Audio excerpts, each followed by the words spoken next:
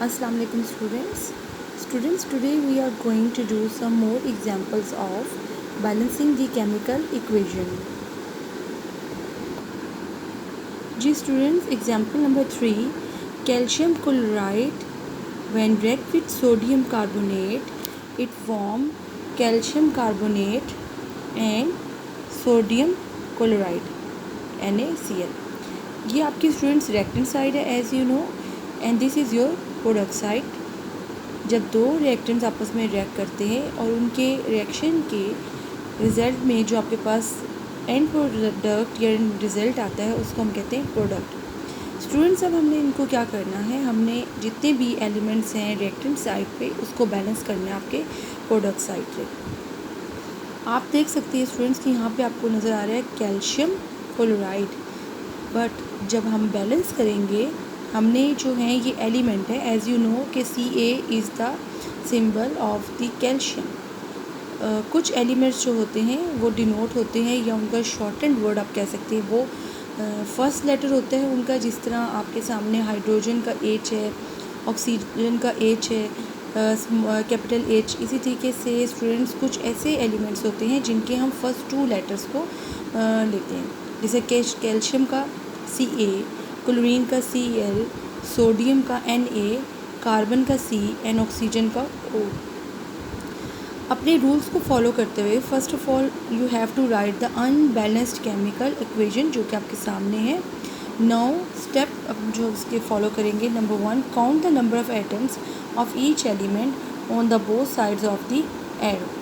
Means कि आपने दोनों साइड्स जो हैं एरो की उसमें जो नंबर ऑफ़ एटम्स है स्टूडेंट्स उसको अपने काउंट करने हैं. ये एरो साइड है और एरो जो है आपकी रिएक्टेंट साइड को और आपकी प्रोडक्ट साइड को डिफ्रेंशिएट कर रही है.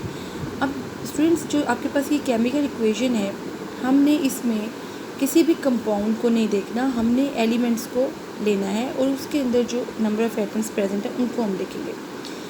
रिएक्टेंट साइड पे calcium 1, chlorine 2, sodium 2, carbon 1, oxygen 3.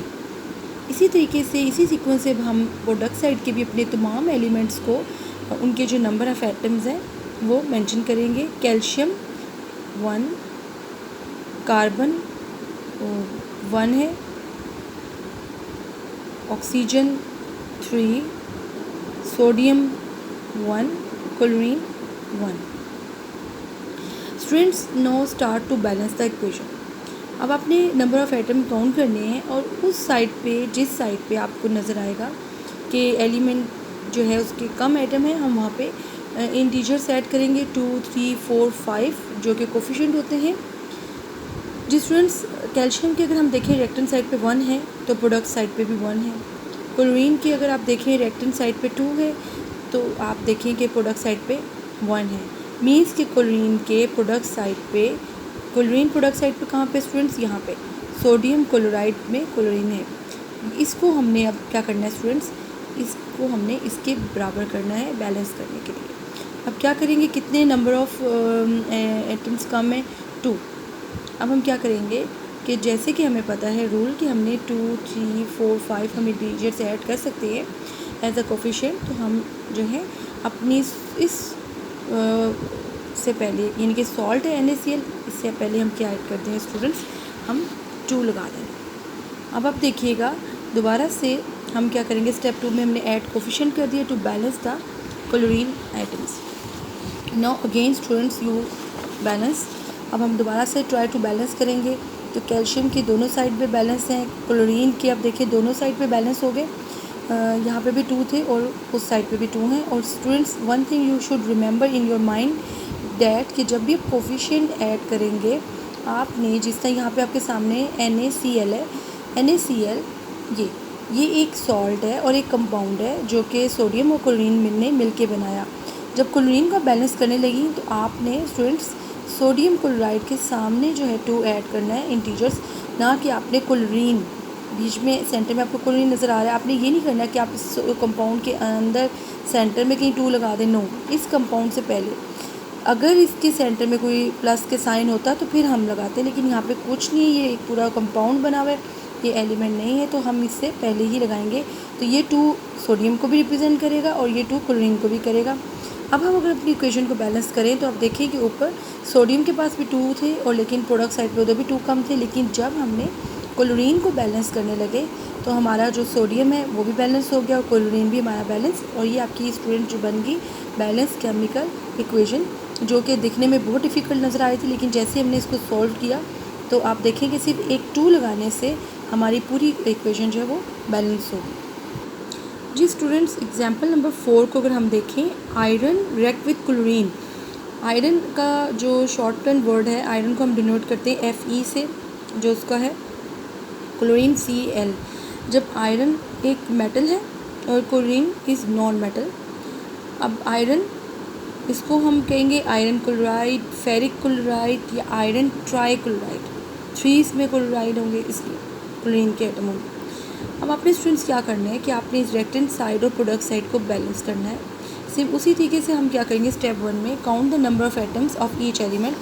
आपने नंबर ऑफ़ एटम्स जो हैं ईच एलिमेंट के काउंट करने। आप देखिए रिएक्टेंट साइड पे जो आपको नंबर ऑफ़ एलिमेंट, ये एलिमेंट है, इसके 1 है, क्लोरीन के 2 हैं। उसी तरीके से अगर हम देखें आयरन के 1 है और प्रोडक्ट साइड पे क्लोरीन के 3 हैं। अब आपको देखिए स्टूडेंट्स किस साइड पे कौन सा कम है। अगर हम देखें तो हमें रिएक्टेंट साइड पे क्लोरीन के कम नज़र आ रहे हैं, जबकि प्रोडक्ट साइड पे क्लोरीन के हमें 3 नज़र आ रही है। तो अब हमें रिएक्टेंट साइड पे, उस साइड पे हम बैलेंस करते हैं, कोफिशिएंट या इंटीजर्स ऐड करते हैं जिस साइड पे नंबर ऑफ़ एटम्स हमें कम नज़र आते हैं। अब स्टूडेंट्स जैसे कि हमने ये भी पढ़ा है कि जो बैलेंसिंग द इक्वेशन है, हम उसको ट्रायल एंड एरर मेथड के थ्रू बैलेंस करते हैं, यानी कि ट्रायल एंड एरर मेथड को फॉलो करते हैं। अब स्टूडेंट्स जहाँ हम क्या करेंगे कि जिससे कि हमें पता है कि हमने 2, 3, 4, 5 हम तक हम कोफिशिएंट ऐड कर सकते हैं।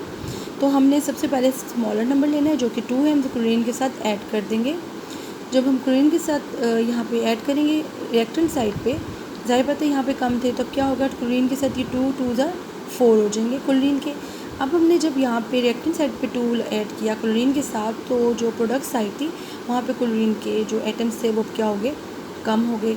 अब ये आपका क्या स्टूडेंट चल रहा है, ट्रायल एंड एरर मेथड, यानी कि हम ट्राई कर रहे हैं और हमें एरर भी आ रहा है। Now try to balance the chlorine atom on the reactant side. अब हम क्लोरीन के एटम को रिएक्टेंट साइड पे बैलेंस करेंगे, क्योंकि इस साइड पे जब हमने बैलेंस किया तो हमारे पास नहीं आ रहा था, 4 आ रहा था, यानी कि इंक्रीज़ कर गया। अब उस साइड पे भी हमने इसी तरह से स्मॉलर नंबर लेना है, वो क्या है, 2 है स्टूडेंट्स।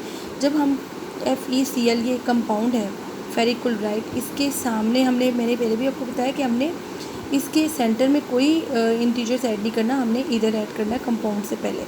तो हम जब ऐड करेंगे 2, तो अब ये 2 किसको रिप्रेजेंट कर रहा है, आयरन को भी, और ये 2 क्लोरीन को भी, और 3 2 क्या हो जाएंगे स्टूडेंट्स, 6। अब क्लोरीन के देखिए प्रोडक्ट साइड पे ज़्यादा हो गए।